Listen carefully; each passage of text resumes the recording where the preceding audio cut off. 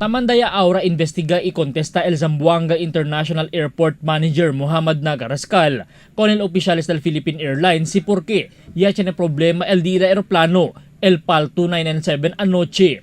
Bigla asigunya apaga el luz el aeroplano y hindi mas menora el corrida de este máquina. Cuando taman land este anoche, donde el efecto de este, yaman bakul el mga pasahero ken esperanza man biyahe era para na Metro Manila. Asigun ko na ka-up manager si Rascal, un otro aeroplano el envía el PAL desde Manila para sa kakul mga pasahero yaman bakul anoche. I think yung mga pasahero napasakay nila sa aircraft nila kaninang umaga.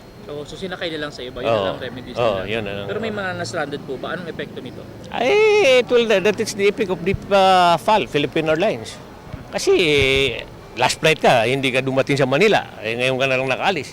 Baka it will really, on the spot, inakomodate nila sa mga hotel.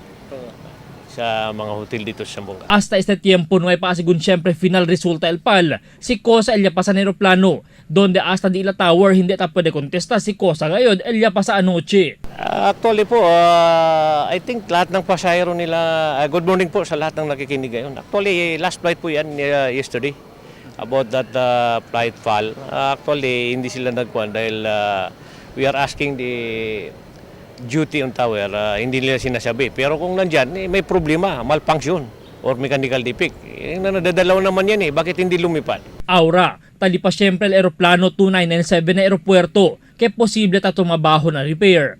Asigun kun Rascal, ya pwede asigun dali el PAL con la necesidad del mga pasahero, como el hotel accommodations anoche, después que no hay persigi el viaje del mga pasahero. Albert Luna, Dateline, Zamboanga.